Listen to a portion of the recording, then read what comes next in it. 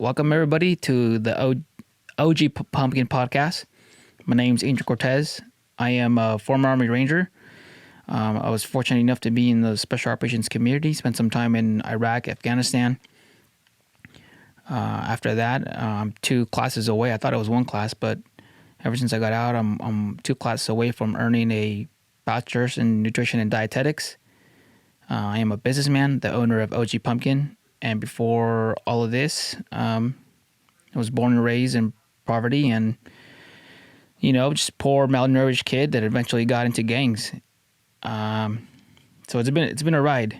And if you really want to hear more in depth on all that stuff, you can go to my buddy's podcast, Andy Stumps, or Mike Ritlin or Mike Glover, and I went into great detail on their podcast. But this podcast was created kind of like the company OG Pumpkin. OG Pumpkin was created because I didn't start a company and then start making money and then start hosting events. It was the other way around. I was hosting events.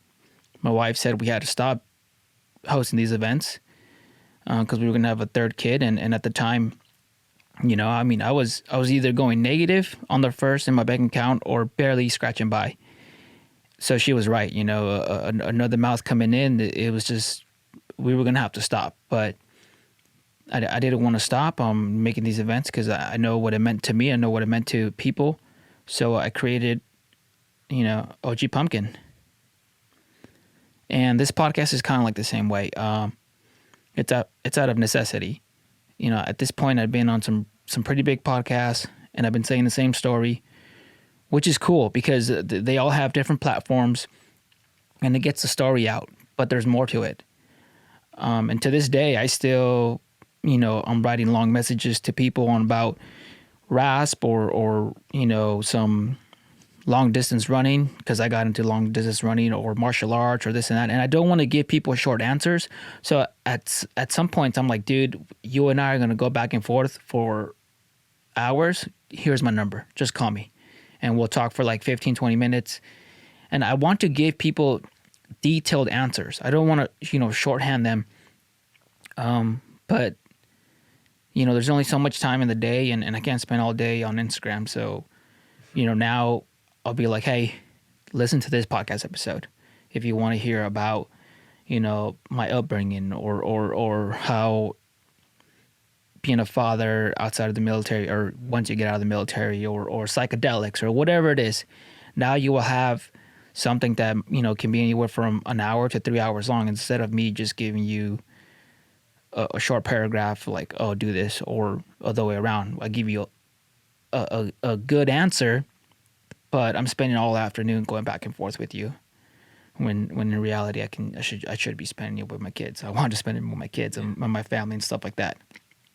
So, the goal for this is it's not going to be professional at all, as in there's going to be cussing, there's going to be crazy stories. People are going to range from, professional fighters, from the martial arts community, active and former soft dudes and non-soft dudes and civilians who just, they're interesting. They have a lot to say and a lot to teach us.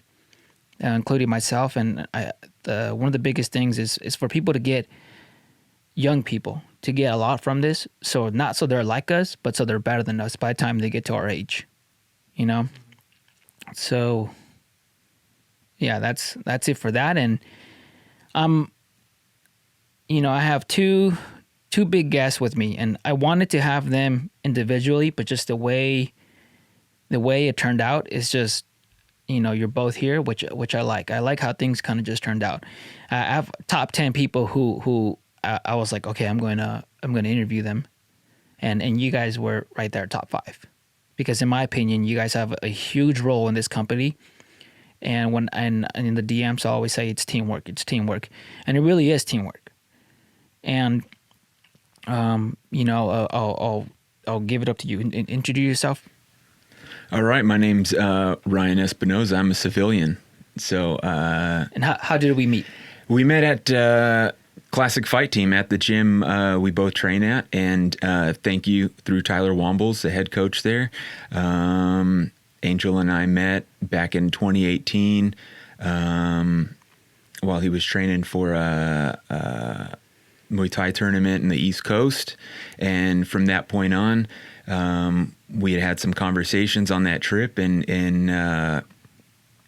he said, I have an idea for a company. I need some content and blah, blah, blah. And I just said, hey, man, whatever you need, I got you. So we just started from there, and now we're here. Yep. And that right there, dude, it means a lot to me because, I mean, I had an idea. You know, we had spent some time in the East Coast. And right away, I saw how you were interacting with us, and you were asking the right questions to get more out of us instead of just like tough guy content or cool guy pictures. It was like, like right before, after you interviewed me after the fight, where we didn't know at the time, but I had broken my second metatarsal. It was a tournament that I thought I was going to win. Afterwards, my coaches were like, dude, we both talked to each other after your first fight, and we were like, he's going to take it. And I thought so too, but that's not what turned out, and I was like, I have no idea anything about content, angles, pictures, or whatever, but I need help. So I saw you, and then I asked you, and since then, dude, you were there. You've been here since the beginning, and actually before the beginning. And so any pictures where I look cool or anything looks cool, man, it's him. And he's been, talking to other photographers from other people's companies. Ryan has been super fucking good to us, because what he delivers costs a lot more with other people. So I appreciate that, because in the beginning, it's not where it's at now. And then introduce yourself. My name's Jacob Montgomery. I'm a former Marine. When did we first meet? I think I just DM'd you on Instagram. Yep. I had heard you on the War Chest podcast originally. Heard your story. I don't even think I knew what you looked like until I found your Instagram and saw the OG pumpkin. And at that point, it was kind of already up and running. And yeah, we just started an open line of communication. I started just making some goofy memes and pictures for you, and then we met up, and you were a real legit dude, lived up to everything you spoke of, and saw that you were a family man, just a stand-up guy, and you definitely gave me another glimpse of what you could do post-transition, because I know you talk about the storm a lot. Yep. Some veterans don't talk about it, or they don't reach out to other veterans or don't know how. I think social media is good in that you can reach out to veterans that are close by or, across the United States, and you can kind of get that feedback and that advice, and just, be real and honest with them, because they'll probably understand you. Not that civilians can't, but I mean, it's just like a hard transition if you don't have a plan or a support system in place. Once you get out, you can definitely hit some rough patches.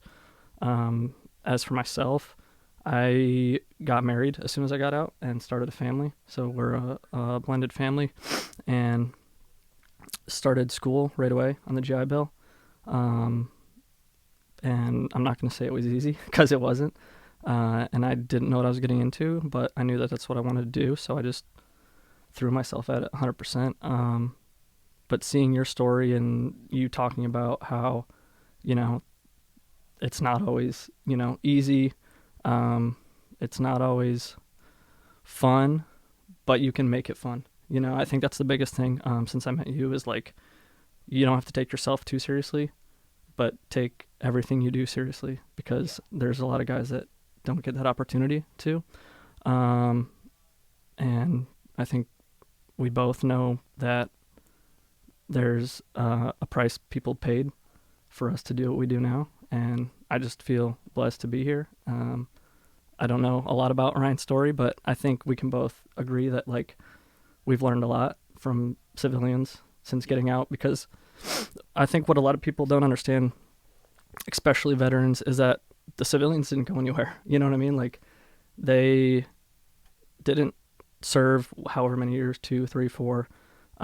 They've just been living their lives the whole time, and that comes with a different experience than veterans have. You kind of are a civilian, you transition, you kind of grow as a person, or maybe not, depending on who you are, and then you get out, and then you kind of have to find yourself again. But civilians are, they've gone through that in their own way. They might not have had a biggest transition as some veterans, but I think that a lot of civilians do have personal goals. They have lives and stuff, and a lot of veterans are like, "Oh, you wouldn't understand this," or it's like civilians go through the same stuff, man. Like, not exactly the same, but it's life. Life's gonna, We all experience life. Exactly. We all experience the obstacles, and no, man, you're right. And one of the things that you kind of glossed over, but I mean, dude, you went from just doing Photoshop stuff, which I thought was funny and cool, to like being the main artist for OG Pumpkin, and it was all out of just joking around, and it just developed into that. And I mean, I gotta ask, dude, like, how does it feel? We're almost at 100 people getting your designs tattooed. I mean, yeah, it falls under OG Pumpkin, but I mean, that's your work, dude. Yeah, my wife sees the count go up and up, and she's like, "Is Angel gonna give you credit or like anything?" Like, I'm like, he knows, But honestly, yeah, once I found out about your company and started hitting you up, and we kind of started doing projects together, I just wanted to give back because I saw what you were doing. You were building that community. You're being a positive influence. You're being a positive person. And, like, I didn't want to, like, come to you and ask to be a part of your team. I just wanted to give back to you because I knew you were giving to the community. 100%. So I just wanted to pour into you and the company because you were pouring out so much. So this is why you were one of the top 5s, because was it earlier at the beginning of this year? I'm like, dude, you got to start your own thing. I like you being my artist, but for me it'd be super selfish to just keep it to myself and not be like, dude, you got to start your own thing. You got to branch out and you got to create your own thing, man. Because I think you should, and I've been telling you that for a while. Yeah, for sure. So I wanted to put all your attention towards whatever your page was going to be, which you still don't have one, but when you do have one, I want all that traction to go to it. Yeah, I appreciate it, man. I still don't know what I'm doing, but like this podcast, like everything, it takes time. I'm not waiting for the pieces to fall because I believe you got to initiate and you got to do it. I just don't want to do something that I'm not 100% on. You know what I'm saying? I'm either 100% in or I'm not, so once I find that and I feel that 100%, I'm just going to use all that momentum, and I know you'll have my back every part of the way. And this might be it, man. I mean, I truly feel like this is the beginning of something good, and the obstacles that we're going to have to overcome with is going to be part of the journey. So I truly believe we have something going on, some really special, because I was telling Benji from Thrash and Raid, which, by the way, he's a sponsor of the podcast. So Benji is a former Marsa guy. I think he was like 15 years in. He's the owner of Thrash and Raid, which is a skateboard company who does skateboards for OG Pumpkin, but he sells them at his site, and all the profits from that go to a program where he gives skateboards to kids. And him and I are similar in a lot of ways, where he was telling me his wife sometimes has to remind him, like, hey, we own a business. You got to stop giving things away for free. And I liked what he was doing, and so he can, and if I know him, because I mean, him and I become really good friends, he's not going to stop. He's going to keep doing it. So that was my way of contributing. This way his company flourishes, but he can still keep doing what he's doing. Mm-hmm. But yeah, man, that's why I wanted to have you sooner or later, one of the top 5s to come in, because in my opinion, it's huge. Like, all the artists, yes, they've been a big part of the company, and I love all their artwork and stuff like that, but I just feel like yours, as soon as I saw it, as soon as you gave me the just keep it going, dude, we've all been there, and the suck, and you just got to keep going, and then sometimes, and then in life, things are tough, and you just got to keep going. And I think it's easier to do it when you have community. At the end of the day, I mean, I feel like people need people. That's why when you go to prison, the worst thing they can do to you is put you in the hole, right? Put you in a cell by yourself. Like, human beings are not meant to be alone. So, dude, I'm super grateful for both of you guys. Thank you. And I'm glad you guys are here on the first one. And there's going to be a lot more. So I'm super stoked. One of the things that people wanted to talk about, and you and I know you asked me a bunch of questions about the psychedelic experience, and I purposely left it for this. Yeah. For this time, and I'm very happy that things worked out how they went, because originally we were supposed to record way before the psychedelics experience in a professional setting. And if we would have done that, you wouldn't have been here, and then I wouldn't have gone through that experience. So I'm glad there was whatever the holdback was. I'm glad that it was possible, because yeah, I think after doing it, I think a lot of people need to do it, man. One of the good friends of mine, and you guys have met him, Mike the Seal. Mike had told me for a long time to do this. You know, he told me, he would tell me stories on how he used to be, and I'm telling you, man, it doesn't make sense. Like, I don't want to. He gave me his permission to use his real name, but I don't want to say his stories, because that's him, and if he wants to bring it up. But it was just how he used to be, and certain, you know, issues that he had. I don't believe it, because how he is a kind, you know, loving individual. Yeah, he still has that savage in him, but I've never seen him be mean or angry or negative towards anybody. You know, and he would tell me about his experience and the sessions he did, and I just wasn't ready for it, you know. And then one day I did DMT in the limo, and it was cool, and like a layer of anxiety went away. And then the person who introduced me to DMT kind of like went away out of my life, because while we were working out, we all disbanded, and he actually just moved. So then I started doing mushrooms, which really helped. But this experience that I did at Fieldcraft is a company, it's an organization who uses ketamine, and they can use ketamine because it's legal. So they have, you know, medical professionals there and therapists and stuff like that. And the way they do it was a game changer.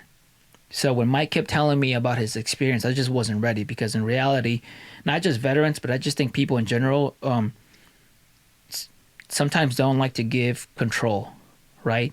So when Mike was telling me how it went, it was like you basically have to, you know, not get the word high, but you're basically on your journey in front or around people that you don't know, and for however long of a period. So that could be scary, right?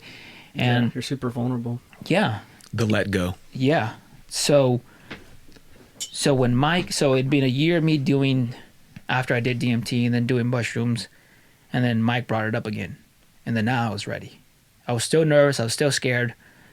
But the way the company did it, because Mike had, I'm guessing, had talked to them like, hey, you know, veterans aren't just going to come in here one by them alone and do these things. So Mike is he's part of the company.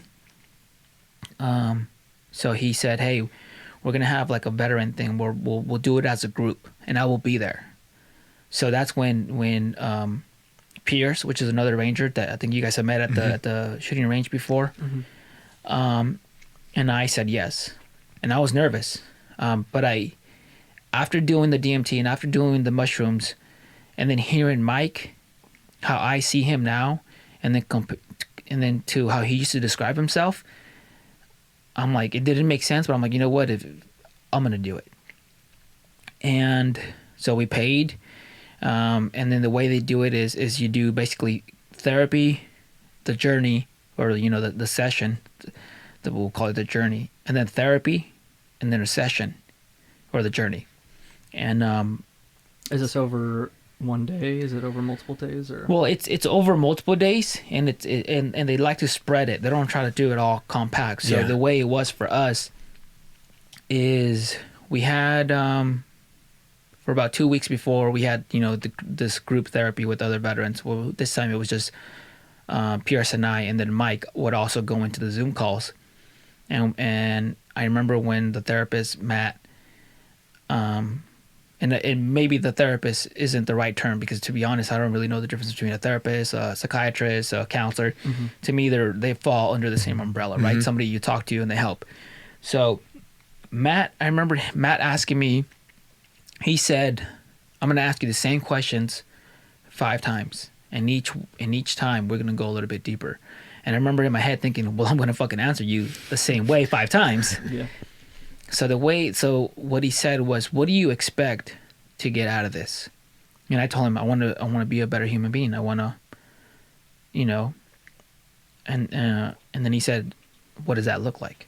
And I told him, well, maybe figure out things to do, things not to do, things to start doing. And then he said, "And what would that do for you?" And I told him, I think it would, this and this, this and that. And then he said, "What would that do with the relationships that you have with people on a daily basis?" And then I thought about it. Oh shit, we are going deeper, and I'm not answering you the same way. And he got me thinking, So that's what I wanted. I wanted to go into this trip, this journey under ketamine, which I've never done, and I didn't even research, because I was just gonna get more nervous. And that now I can talk about it, but to be honest, man, after everything that I've done in my life, I would think about it all day. I was nervous. Maybe not nervous. I was, I'm not sure what the right word. I guess nervous is the word. Anxious. Anxious. So This is before it happened? Yeah, you before it took happened. And then we did it on a Monday. And then it just turned out that Mike was like, "Hey, man," because a lot of people don't know, but I'm part of Defense Strategies Group, which is a civilian readiness company. We teach people survival skills, how to shoot, and everything in between that. So Mike's like, "Hey, man, I kind of like double booked Monday. You mind covering? You get one bay, I get the other." I'm like, "Oh, perfect." So I was shooting all day, or all morning, and then around noon, he's like, "Hey, man, you should probably take off so you're not late." And it was in Santa Monica, so it was about an hour drive in Santa Monica. Next thing you know, dude, I'm in traffic, bumper to bumper. Yeah. And then I get to the place. It's called Field Trip Health, and it's on the 2nd floor. And when I go up, dude, I'm dirty. I've been in the range. Yeah. It's hot. I as soon as the door opens, the elevator door opens, there's another door to enter. And then I see on the side there's like where everyone's putting their shoes, and then you can either put these little like loafers on, or you can walk in with just your socks. And when I open the door, it's a wide open space. It's a huge 2nd floor. It's light colors. It's like the vibe of a yoga studio / meditation place or a massage place, like all combined. Open space, flowers. You can't hear the city, and all I see is the receptionist and the medical examiner. And it's all been by email. So the medical examiner, Caitlin, was like, "Oh, hi, I'm Caitlin. I'm gonna be taking your blood pressure, this and this and that, and asking you some questions." And I was like, "Okay." And it was super, like, what's the word? Not strange, but you go shooting all morning, you go into traffic, and when you get into the 2nd floor, dude, it's open space. There's like pillows and couches and rooms with like anti-gravity chairs and Oh, jeez. and Yeah. it's a 2nd floor in Santa Monica, so this is expensive, So, but they had cut off this chunk just for veterans. So I do my exam, and then I go out and I meet Matt, who we've been doing only Zoom calls.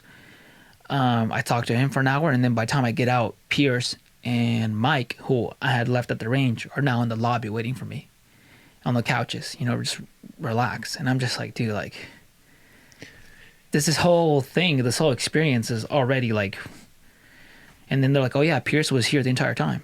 And I'm like, what? They're like, yeah, he was on the opposite side of the whole level, doing what you were doing, your exam, this and this and that. And I'm like, man, I didn't even know he was here. It's like, well, that's what we like to do when things are actually operating. We like to keep it to where about 3 people at a time are doing all this stuff, but they don't even know someone else is here. Yeah, to keep it Yeah. compartmentalized. Yeah. So they said, okay, are you guys ready? You know, and dude, my chest was pounding, and I'm like, yeah, like a lot of things in life, man. When I'm scared, we're all scared, but you just it's what you do when you're scared that defines you, you know. And dude, I was scared, but I was like, yeah, let's go, you know, let's do it. And we go into, you know, they called it, if I remember correctly, the journey room, and it's basically like a huge pillow the size of a bed on the floor, and then a bunch of pillows on top of that, and there's 2 facing each other. Piers goes on one end, I go on the other. We have the medical examiner, the therapist Matt, and Mike with us, and one more therapist. I think it was Shane. Damn, sorry if I can't remember your name, man. But he had a heart tattooed on his chest, and his shirt was a little open, and I can see it. I remember that. And they put a weighted blanket on us. They give us a face mask. It's very calm. And then I lay down. I'm getting ready, and I hear them go to Piers. I remember thinking like, "Fuck, man, I want to go first." Yeah. Because now you're sort of witnessing him about to experience it, and now you got that anxiety going. You're like, what's, you know, you're like putting yourself onto his experience.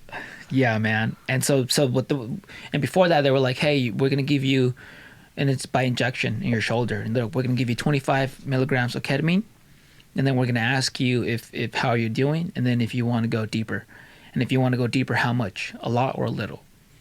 And I had talked to them about my you know, psychedelic experience and stuff like that, what I've been doing on the side. And then I remember right before we went, man, into it, Matt told me sometimes you go into it expecting something, but you don't get what you asked for. You get what you need. So then they came to me, and I remember I got the face mask already. I'm laying down. I'm comfortable. And I can tell I was really getting nervous because when they asked me, are you ready? I didn't even say yeah. I was just like, I just nodded. And they inject me, and they said, you know, enjoy your journey. And at first, I remember thinking, how long is it going to take to hit me?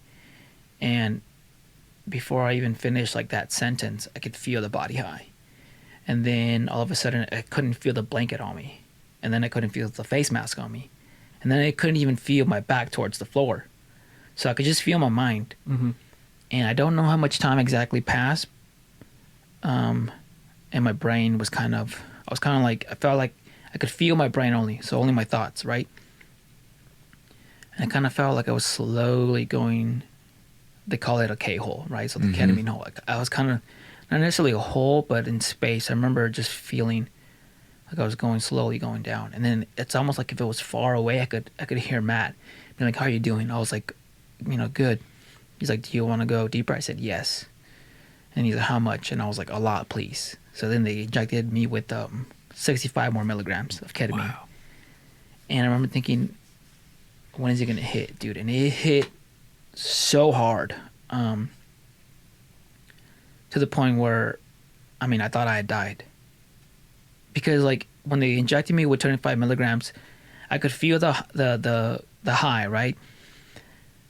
And I knew I was still in a building in Santa Monica doing this thing. But when it all hit, dude, I mean, there was moments where I forgot. I forgot that what I was doing. Like, you're in a building in Santa Monica, Mike is right next to you, Piers is in front of you. And I remember falling deeper and deeper, and there was these colors and shapes, and it's hard to describe, but it was like triangles building, and then in the center disappearing, and me falling deeper and deeper and deeper. And I thought I had died. I'm like, well, I died. You know, and I remember thinking that there was a lot of things that I wish I would have done. But when I thought that I died, I wasn't scared. I'm like, oh, so this is what happens when you die. I just came back from a Virginia trip from the Hero Games. This weekend? Yeah, this weekend. Uh-huh. And I knew that trip was coming up. And that trip was very important to me because it was our first family vacation. You know, I mean, I've always been gone. And so we've never taken vacations, and we never had money like that. Not that I'm a millionaire, but now we can actually buy plane tickets and go away for a week and not be like, fuck, I can't cover rent, I can't cover my phone bill, whatever. I remember thinking, damn, we never did it. And then I remember thinking my family, I could picture them in front of the house, and mostly my son. I was thinking about my son and my wife. And I remember thinking I never got to tell them how much it really bugged me that I wasn't around for them. I didn't think about how to be a better human being, as in, like, I didn't get any secrets. So what I was looking for, I didn't get. And then I went from thinking to that to then it would be questioning my existence. Like, was I even real? Did I kind of like when you're in a dream and you dream something like weird or psychedelic, right? You're like, oh, that was a dream. It was the other way around. I was in this psychedelic space falling down, and then I was questioning, did I dream that I had structure, that I had body, and that I had a family? Did I dream that life? Yeah, did I dream that life? And at the peak, and at the same time, they're having a soundtrack to it. So there's music in the background. And there's the colors, and then there's like rectangles building on top of rectangles, making a big one. And then I remember, those are your visuals. Yeah, and it was powerful and it was intense. And then, I just thought about stuff like that, about my family, and wishing I had time. Wishing I didn't think about training, jiu-jitsu, surfing, my phone, Instagram. I didn't think about any of that. Not even myself. Besides questioning my existence, or anything like that, I did nothing of what I thought I really liked or enjoyed did I even think about. And then as I'm coming down, the first thing I could feel was my fingers move. But then I remember only feeling fingers, but the rest is gone. Like, you don't feel it. And I didn't feel the weight of the blanket. I didn't feel the face mask on my face, and I didn't feel my back to the ground. And then I shed a tear, and I felt the tear. And then after some time, another one fell down. But when the second tear that I could feel, then I could feel the rest. And it was a lot. And I don't know when, but at one point during the journey, I had started crying. And then as I'm coming down, I was like, oh, then it all came back to me. Oh, you're in a building. Yeah. You're in Santa Monica. You're not dead. And the way we planned it out was that Mike had told me, you can't really drive afterwards, so you're just going to stay in my house. And I remember, because of my experience, I remember thinking, I don't want to stay at Mike's house. I like Mike. Mike he's a mentor. He's a friend. But I remember thinking, like, I don't want to be here. I want to go home. You just want to be with your family. Yeah. Yeah. Mike's a homie, but yeah. So I took a nap, and then Mike drove me back to my car like 5-6 hours later, and then I drove home. And I was still kind of like not super high, but I could feel it. And I went home, and Annelia was happy that I was home, and she's like, what happened? And I was like, I thought I was gonna, find ways to be a better human being. Like things to do, things not to do, things to start doing. And I didn't think about any of that. I just thought about my family. And then I said that, and then I passed out because I was just so tired. Like, physically I hadn't done anything, but just my mind was like super tired. Yeah. And then in the morning I heard her making breakfast, so I went out and I told her, and I was like, sit down. She was making breakfast. I was like, sit down, please. And she sat down, and I was like, we're about to hit 12 years married, and I realized that I have not been the husband that you should have got for all 12 years. You know, I'm sorry that's how I went, but you know, and then I also said, I thought about you and AJ, and it had hurt me that I was not there a lot. I was just so engulfed in being a ranger and you know, going overseas and fighting, that, and I knew it bugged me, but I didn't know how much it bugged me until now, until the experience, and it really hit like how much I didn't like it. And you know, and I miss a lot about my two oldest, but more AJ. Like my youngest, Alina, which you guys all know her as Chonchis. I know her little things that make her her, right? We all have these things that make us us, right? Unique things. And I don't really know that about my son to this day. And same with my daughter. I know them a lot, but I don't know them that well, as much as I thought I did. And I remember thinking, I want to spend time with them. I really want to get to know them. So I told her that, and I could tell it hit her hard. I can tell she did not see this coming. She's like, there's things that I wanted you to know, but I didn't want to tell you. I didn't want to tell you and then you just acknowledge the words. I wanted you to know, To find it within you. Yes. And then just the way that Tuesday, because now it's Tuesday, right? That the way that Tuesday was structured for them, they were busy. They had to go to school, and then we had to go to work, and then afterwards they were going to go do this and do that. That didn't get to spend time with them. And I remember I was upset about that, but because I just wanted to spend time with them. And then Mike messaged me, hey, you know, we're trying to get you on the Zoom call. Did you get the link? And I'm like, oh shit. So now we're doing therapy after the session. And then after our Zoom meeting, with Pierce, Mike, myself, and Matt, Mike messaged me on the side. He's like, hey, I'll see you at training tomorrow. Because Mike also trains, and my head coach, Tyler, we were going to train together. And he's like, and then afterwards, you can go do your other session. I remember thinking, other session? And he's like, yeah, man, you got another session tomorrow. And after just experiencing what I experienced, I remember thinking, like, I don't want to do it. Like, I don't want to do it. Because I was so nervous and scared. I'm like, dude, I just did this, which I'm still trying to process, and I still feel like I haven't even justified what I experienced, which, by the way, it was for an hour and 20 minutes.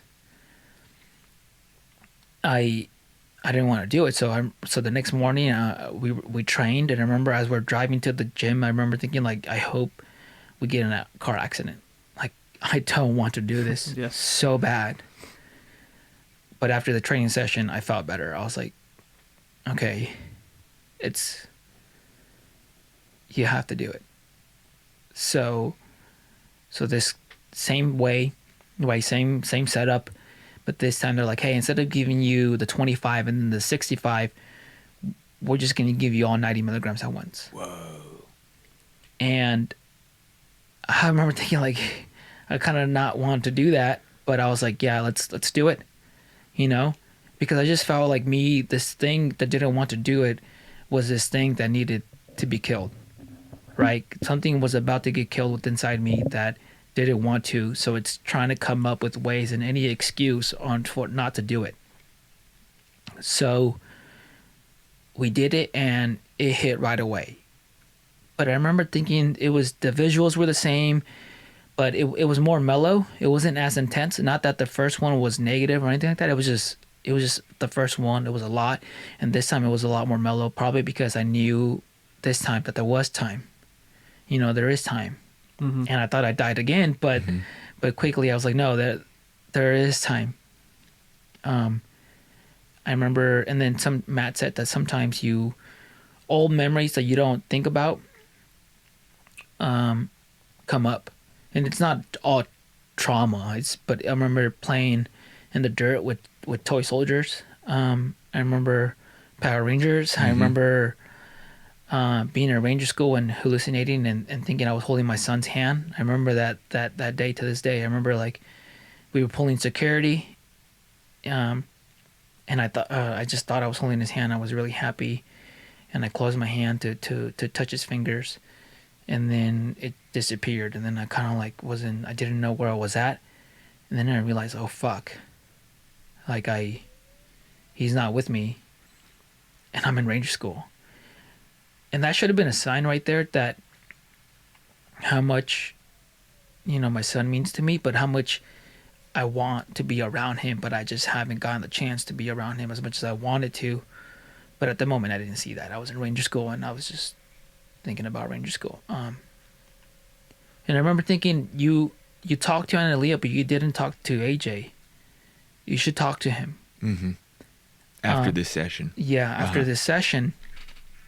And again, for this one, I started crying at one point. I don't know when, but when I woke up, my eyes were red. I could feel all the tears.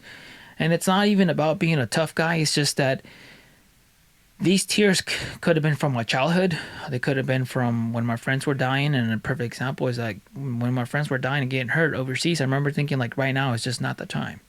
It's just not. We're not even halfway into the deployment. We're weeks into it. People are already dying, and right now it's just not the time to deal with it.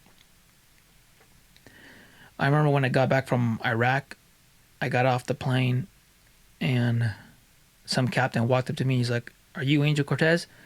And I remember thinking, like, how does he know my name?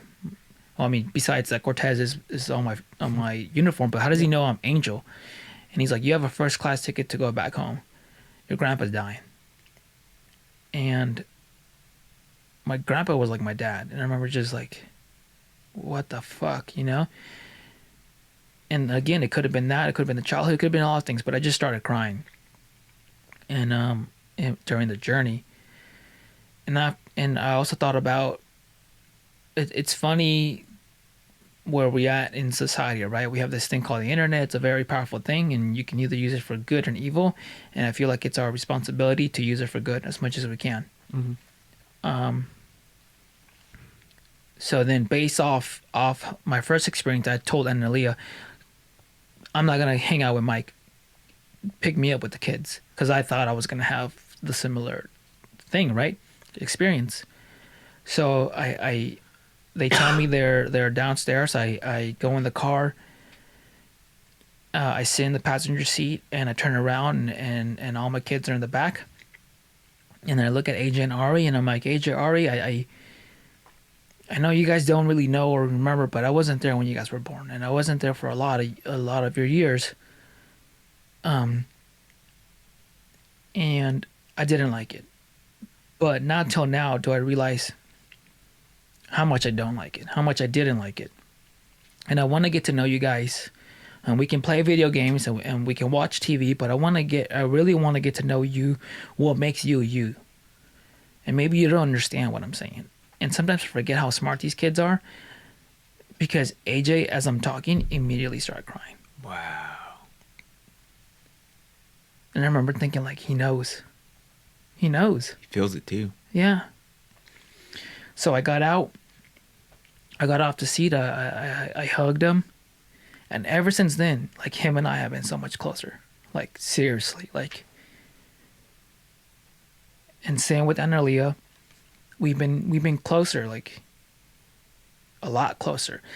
And it's besides the experience, what it's helped me do, it's now I'm doing things that I never would have done. That I would do, like, for example, helping around the house, and Leah wants a lot of help, and she'll tell me things to do, and I'll just do them. Mm-hmm. But now I'm catching it. I'm and not just catching it, but I want to do it. Mm-hmm. So for me, I mean, being a father, a lot of that hit me, but now that you catch yourself doing it, do you feel like you enjoy doing it more? Yes. Like now that you have a purpose behind it, like do you feel like there's like, oh, I'm doing this for a reason? You know what I'm Yes. saying? Yeah. So much more that I never felt it the way when she would just tell me to do things and then I would do them. No, this is different. Mm-hmm. And after the experience, so then they, school's over for me. So I don't really, and then my work is DSG on the weekends and the company, running OG Pumpkin. So, I watched Chunchies, and I remember when we walked, I left. I had my phone on me, but I didn't even look at it. I didn't check if packages got sent to the wrong address or somebody ordered the wrong size, so they want me to switch it or whatever it is. I remember just looking at Chunchies and looking at the little faces she would make as we were walking, and she saw this flower or the dog or the bird. And then I would do that with AJ, do that with Ari. We're having meals with no phones, where I'm paying attention more to what they're doing, and I'm listening. I'm actually, not that I wouldn't, but sometimes because I'm so busy or preoccupied, they're talking to me, and I'm just like, oh yeah, like that's nice. But now, and then I'm asking questions, and then it makes them feel like, oh, this dude's listening. And so then we have another therapy session afterwards the next day, and then we had one about 2 weeks later. And Matt's like, how do you feel? And I'm like, dude, it's weird to say, but everything I just told him that I did afterwards, that I told you guys, I told him. And then I'm like, but also I kind of still feel it. I feel like I'm not necessarily that high, but I feel something. Mm-hmm. And I feel unless you have a mental disorder, I think you should do it, and not just veterans. I think we should all do it. I think we're gonna look back, like how we look back on people now, and we're like, damn, those guys were crazy back then. They were savages, or they didn't know any better. I think what we're doing now with the pills, we're gonna look back and like, what the fuck what were we thinking, treating not just veterans but humans in general, society with these pills. And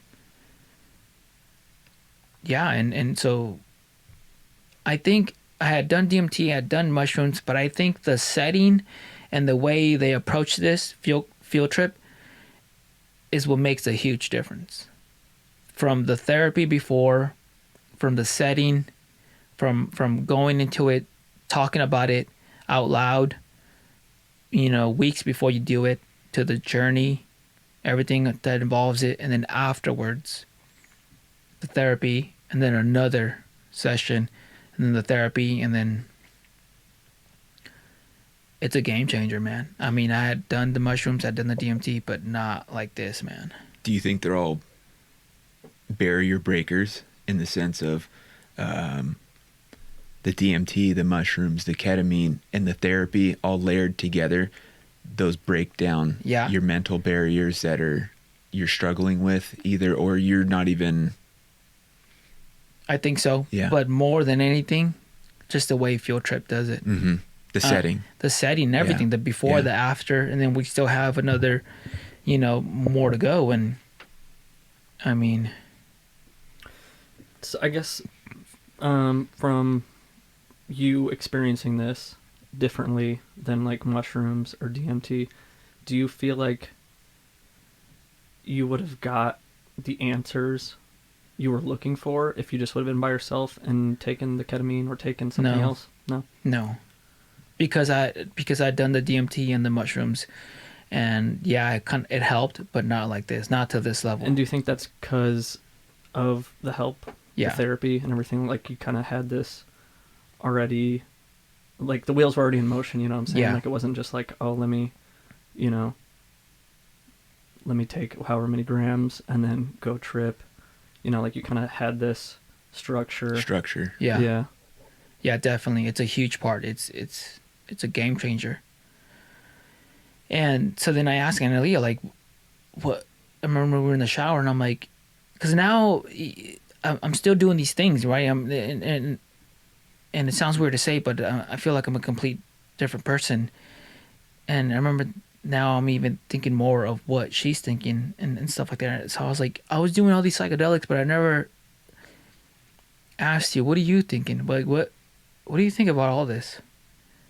And then especially this last one, I was thinking her response, but I wanted it to come out of her. She said, "You should have done this a long time ago." Mm. And I remember thinking, "Yeah, you're right. Like, I agree. I should have been doing this a long time ago." Because when I got out, in the outside I was killing it, but in the inside I wasn't. You know, I'm getting A's and B's and I'm killing it at the gym, but in the inside things weren't right. So mostly it was my family would see these things. You know, and it turns out I was missing, you know, purpose and a community, and I got that, but it's a ball of everything. So I'm not saying psychedelics are the one thing answer. No, because you still need proper sleep, proper nutrition, you need a community, you need purpose.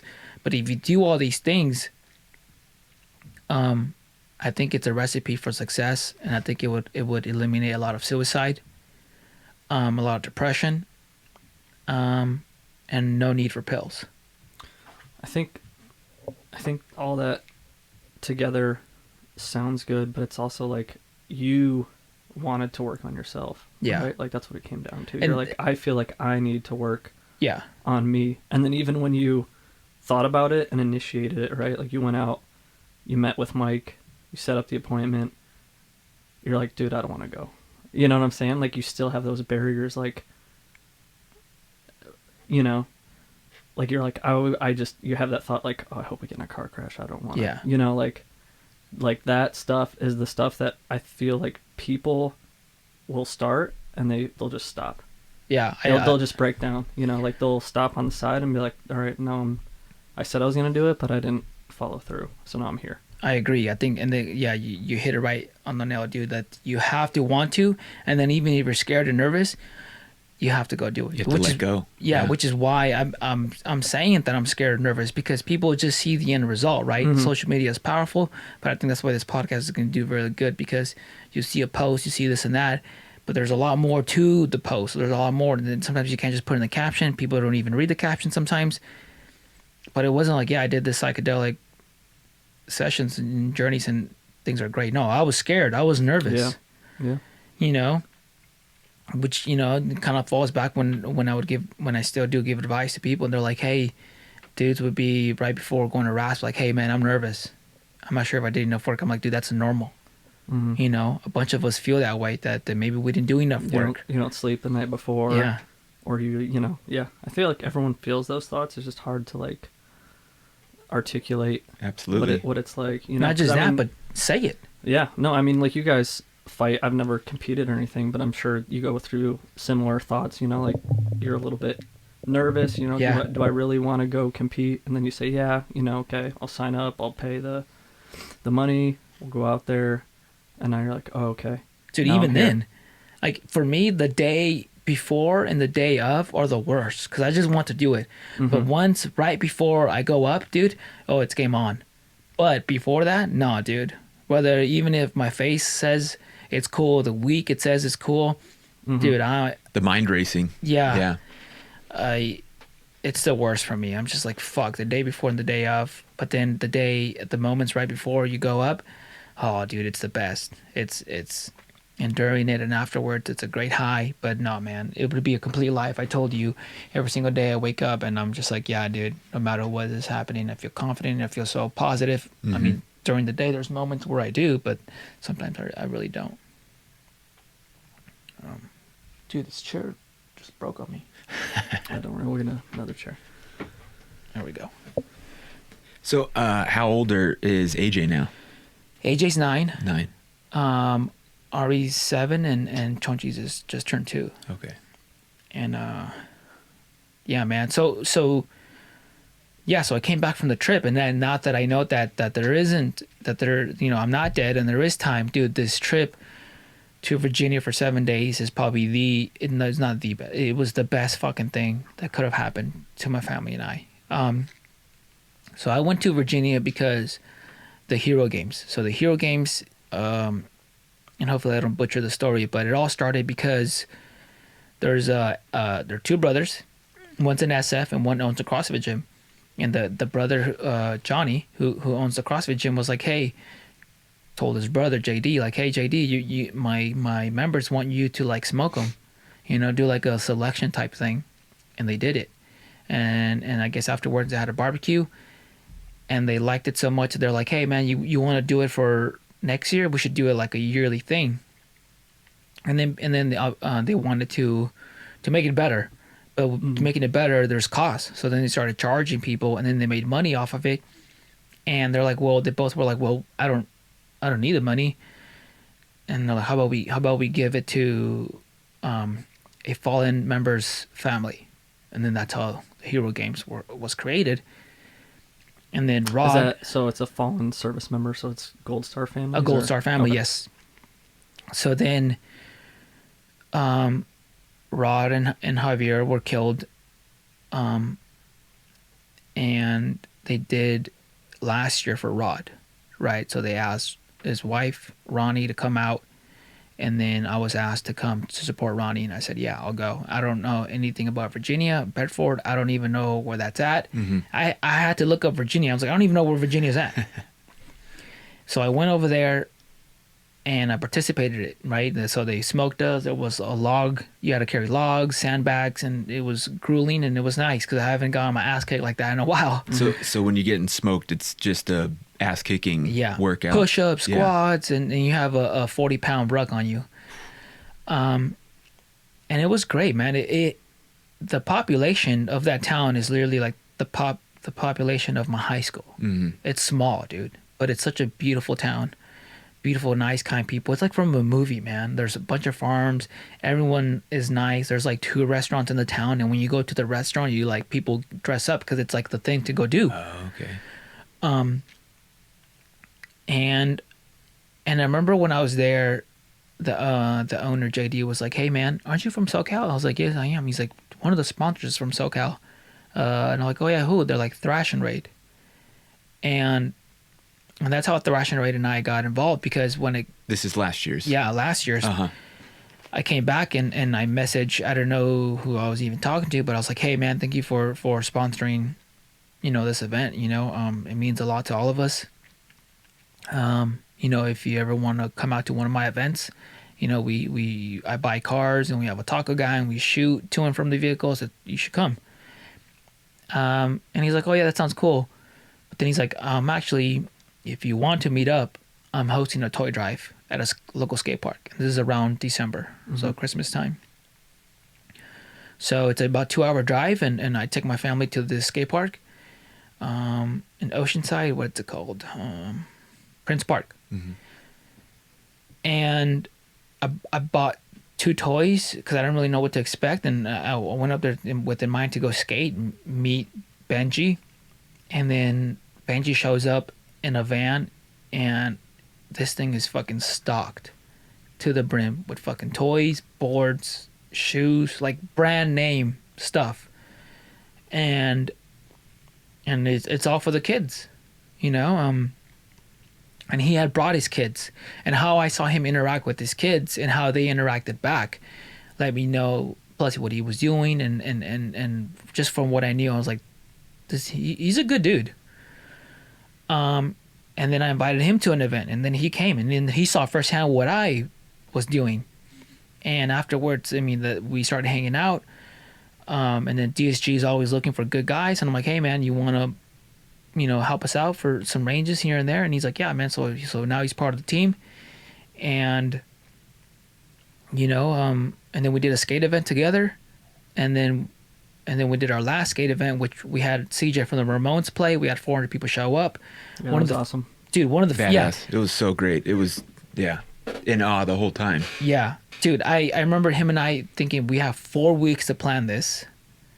I don't even know if people are going to show up. And just doing everything in 4 weeks, right? And it was one of the dudes from CJ's Ramones, like, posse was like, dude, I've been to a lot of illegal events, and this is the most professional thing I've ever been to, because it's illegal because we didn't ask for permission, Yeah, just went and did it. Yeah. And dude, the messages and the I've gotten, I'm pretty sure Benji's gotten, and what you guys saw firsthand, which I'm really glad you came, because I know you work a lot and you miss so much. of the event, man. So I'm really glad you showed up with your son. But yeah, so then back to the Hero Games. So then, we Hero Games and I stayed in touch. And I told him, I know it was just by myself, but I told him, like, dude, like, I really like what you have going on, and it's a beautiful place. I've never been to anything like this. Obviously, they were born and raised in Bedford, Virginia, so this is home. That's all they know. And I'm like, dude, all I know is SoCal. Dude, I've never been to a town so small that's like from the movies. The people are nice. There's no traffic. Like, Yeah. there's no traffic. There's so beautiful, clean, green. And I'm like, dude, I'm gonna come back with my family. Like, they have to see this. So then I wanted them to do that. So then now that I realized that I'm not dead, and I got this cabin. We were there for 7 days. Now I'm a sponsor because OG Pumpkin has been doing so well, and I was cadre, and my family was there, and I really got to spend quality time just with them, and the Hero Games. I got to know them more. Last time I was just a participant, so it's not like it's not that they excluded me from the circle, but it's just they don't really know me. And then now that I came back, you're just some guy that kind of showed up. Yeah, and they're like, okay, like, let's put him through it. Yeah. So then now I show my family, and they're like, dude, you're like, oh shit, can't believe you were serious. Like, you brought your whole family, and you're a sponsor, and you're a cadre now. And we talked, and to find hard people, I mean, good people, it's hard. You know what I mean? Dude, I found good people, and you guys are and this is another reason why I wanted to have you guys, because, yeah, I'm from the soft community, but dude, my mentor from my number one mentor in life isn't even from the soft community, which it's Hugo Vanderwall. Hugo Vanderwall, shout out to him. I love What's you, the man. soft community? Soft as in special, SOF. yeah, special Okay. operations Gotcha. forces. Not Okay. soft. Oh, got you. And then you guys, I mean, fuck, dude, at all my events, either one of you or both of you guys are there. And on the daily basis, you guys were talking, even if it's just about memes, we talk about almost on a daily basis. And the people I hang out with, most of them, I hang out with some soft dudes, but some of them don't. They're not even soft. Eric, you guys met Eric. Dude's just a regular Marine who I went to school with, and him and I are super tight, Yeah.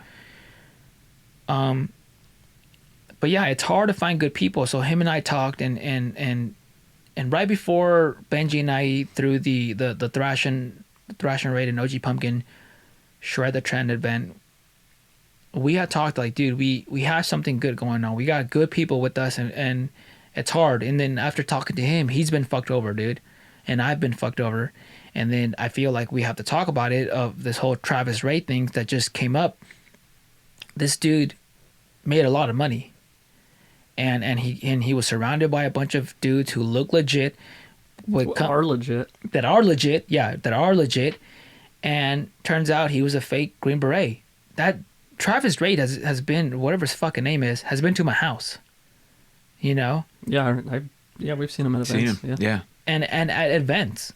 Dude, I thought he was doing fucking good shit. I thought he was legit. And when people like that, like him, do this stuff, it hurts the community, because dudes are already not used to extending that hand to another man. And basically you're saying, hey, do you want to be friends? You might blank that with, hey, you want to go grab beers, or you want to go work out. But that's basically what you're doing. And for dudes to get out and have no friends, because most of us change and don't really relate to our high school friends, to get out, you have no friends. You need to make friends. So when people do that, it fucks over the community, because now people are like, is this dude fucking real? Is he a fake or whatever? And they already have that tough time. And then people are going to question people, more. It makes it harder for the community to grow and thrive, because then you do have those people that come in. And what I was going to say earlier, but I saved for now, was my thought was not really knowing this dude or saying too much about him, since I don't even really know his name, just Travis, whatever. Yeah. But yeah, basically from what I saw, seemed like a good dude. Like, he was doing good stuff. Like, he was showing up to the events. Yeah. And he put on a good facade. Yeah. Like, I think it's hard for people to understand, but like he was legitimately like inspiring people, doing good stuff. But the thing is, it was built on like this. There was no foundation there. Huge It was lie. rooted in a lie. And if he just would have been himself, whatever his fucking service was or isn't, it would have worked. He would have been All that good stuff he did in Yeah. inspiring people would have remained intact. Yeah, And now there's nothing. yeah. So, people are already are hesitant to work with others. Is everything good? And so that hurts the fucking community. And if he just would have been himself, things would have fucking went super great. But yeah, I mean, back to how Benji got fucked over by people and things, and same with that, and same with me. It's a thing that it's a learning process when you don't have a solid community, right? We're trying to build. No, not trying. We have built a solid community. Besides that dude coming in occasionally to my events, I feel like we have a solid community. 100%. You know, we've known each other for years. I know Benji. I know JD from the Hero Games, and you know, and then you know Lucas, Mike. So Lucas is Lineage Defense. Mike is a SEAL, a former SEAL. He's the owner, my friend, mentor, owner of Defense Strategies Group. So we have a legit group, and then all the people that I just named, and then their associations, right?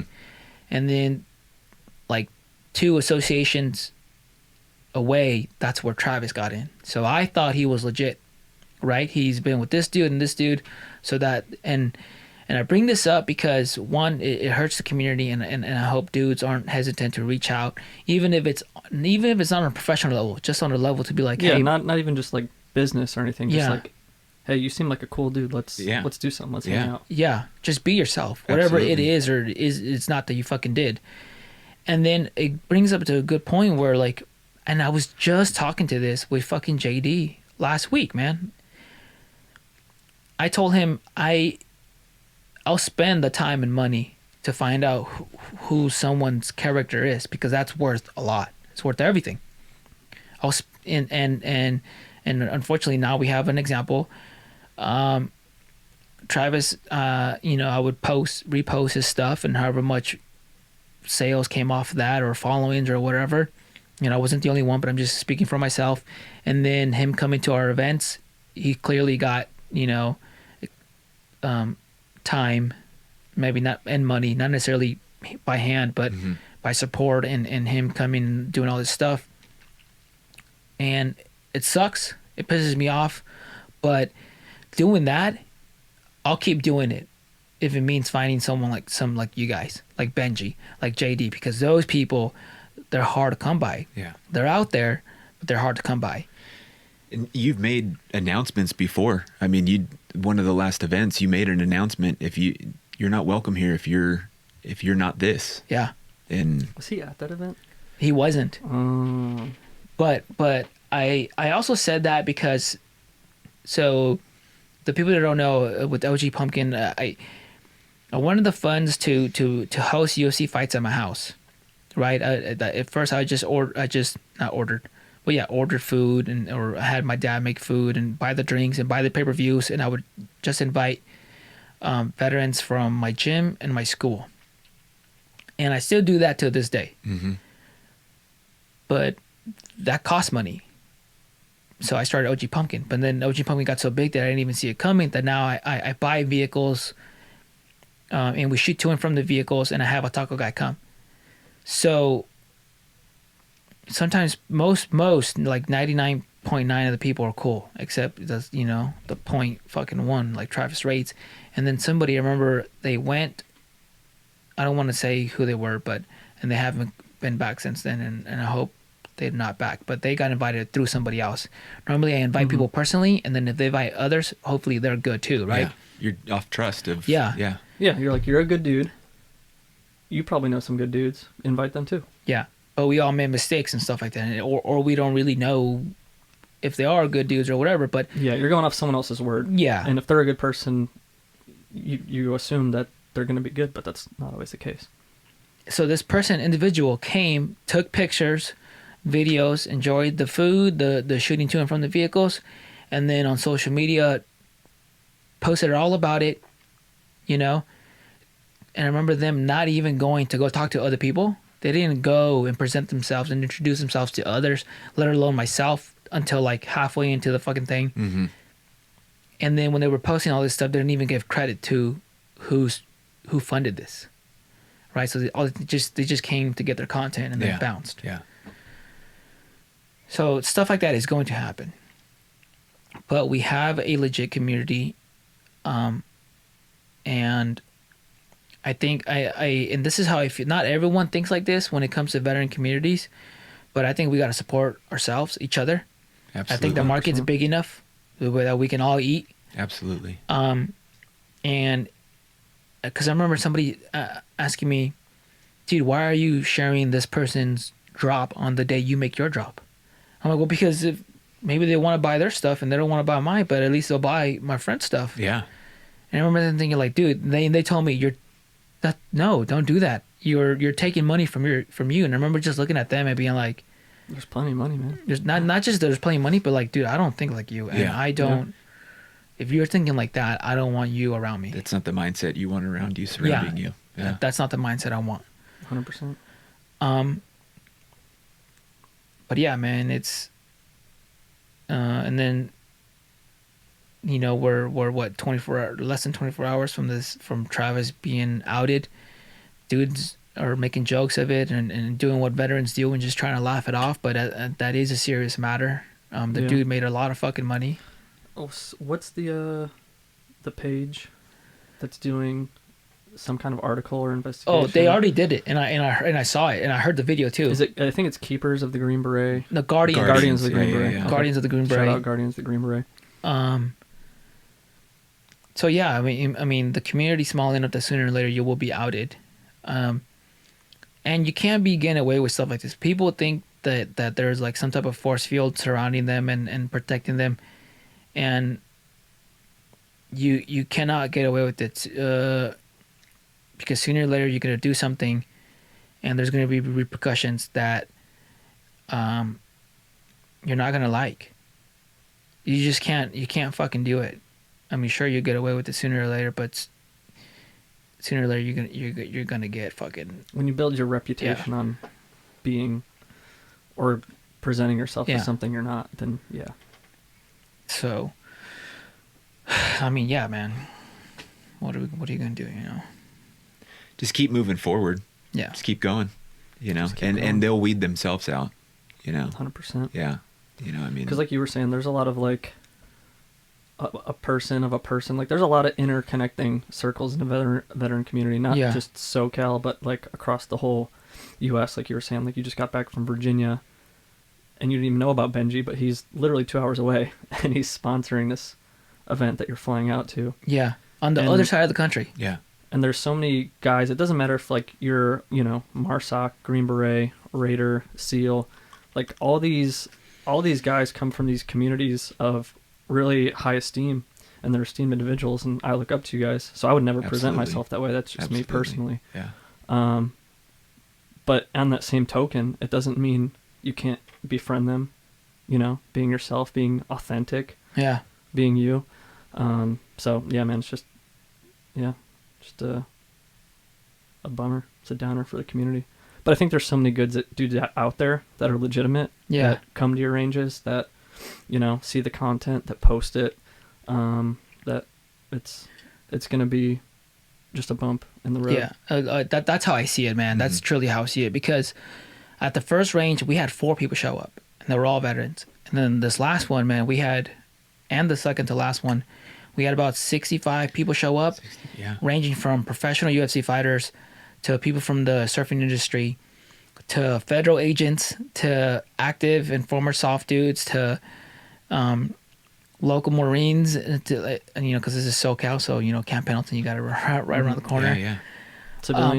Civilians, man, it's getting big, and we're doing something strong, and people are going to try to get into it, you know, the wrong people, but we'll hopefully do our job and not let them in or catch them right away. But just moving on from that. Yeah, I'm just let's just move on for that. I think that's enough on that. But I truly feel like we're doing something good here, Mm-hmm. and Absolutely. and it'll pick up, and stuff like that. And I just want to thank you guys for everything that you guys have done for the company, for the community, and continue to do. And dude, just like we are the second wave. I truly believe it. And I was talking to Benji before the 400 person event, and then I talked about this just with JD from the Hero Games. There's the first wave that I consider, right, of veterans who showed us that you can be truly successful and you don't have to do like get out and be a firearms instructor or get out and be a cop. Mm-hmm. I'm talking people like Matt Best, David Goggins, Tim Kennedy, Mike Glover, Andy Stumps, Mike Ridlin, like all these other veterans who I consider the first wave. Rocco he's on the Mayans. Like JT. JT. Yeah. Like you can do whatever it is you want, and they taught us that. I remember when I first saw it, and it was JT and Matt Best who I first saw, and Rocco. I remember thinking like, damn, I was still in. I'm like, damn, that's cool, man. They're doing this thing. They're making these videos. They're doing whatever they want. They're super successful. They're like, man, that's lucky, man. That's like a 1 in a million. Mm-hmm. And then you have more people, and you have more people. So I consider all of them the first wave. But after that, like, who is there? I don't know. Maybe there is people that I'm not aware of, or I don't know of yet. Because the internet is big and there's a lot of moving parts, and you don't hear everything. But Benji and I are doing great things, and it's based on actually caring. And this is why I feel all these companies who have top-notch photographers make witty posts, cool guy graphics, sooner or later they're thinking short term. They're making all this money, but they're gonna die down sooner or later, because this isn't a sprint, it's a marathon. This whole thing, right? Life, right? And some of these companies are gonna be hearing this, and they're trying to copy and paste what we're doing, but it's fine. But it's gonna show sooner or later, because you're gonna get tired, Mm-hmm. and you truly don't care about people, and you just care about money, and you just care about yourself.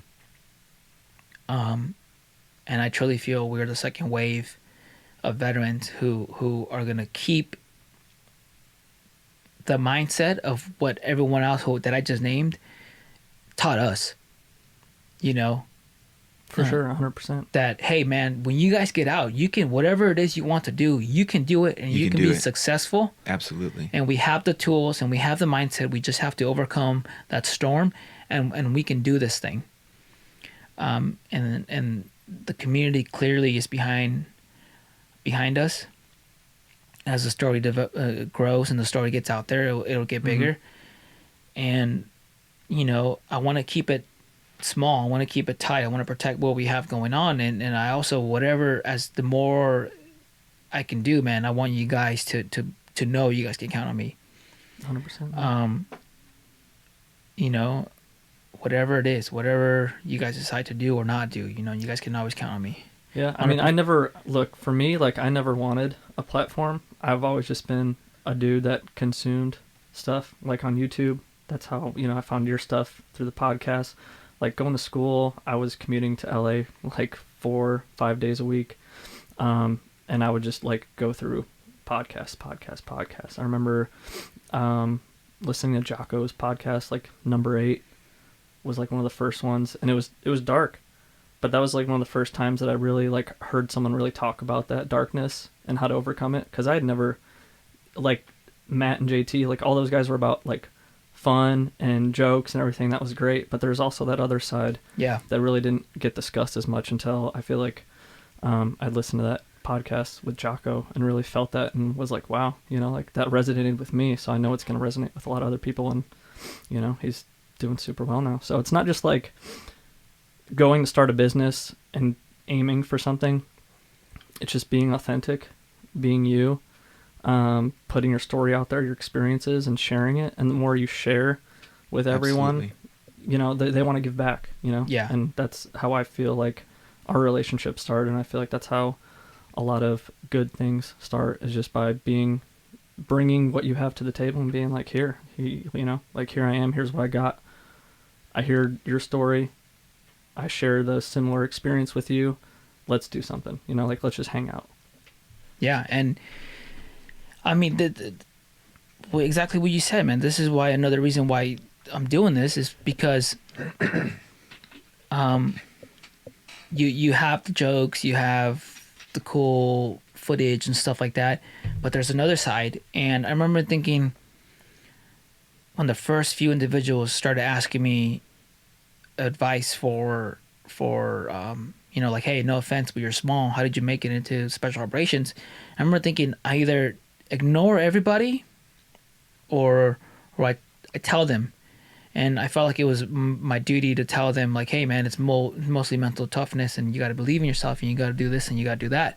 And once I started doing that, and then I remember thinking, well, people were like, oh, where are you from? And like this and that. And I didn't even think that my childhood and my upbringing was important. But then I quickly realized, with the help from people telling me, it's like, dude, people are interested in that story because you're not the only one who grew up poor, or maybe English wasn't your first language, or all this and that. And they see you, and you look more realistic, and not realistic, but for example, it's tough to hear mental toughness talks and stuff like that from people who look like Thor and Superman. Yeah. And Hollywood has made us believe that those are the toughest people, right. Which some of them look like that, but not all of them. You're not a white guy with slicked back hair. Yep. Wearing a business suit, like rags to riches. Yeah. So like, you're just being you, Yeah. And then on the same note, man, some people don't want to listen to me because how I look. Like, I've been to the places where if I'm with Mike, they're like, what's up, Mike? This and this and that. And then they're like, oh, he's Angel. They're like, oh, what's up? And then sooner or later, it'll come and like, oh yeah, he was a Ranger. They're like, oh shit, what's up? And it's like, you can hear the change in their tone, and they're like, oh shit. And they're always like, damn, dude, for real? Like, and I'm like, yeah, but I've never seen anybody big be questioned. So, and then there's people that are just not going to want to listen to me, right? If you're like 6 foot tall, just jacked, they just assume, oh, he's another SEAL, or he's another soft guy.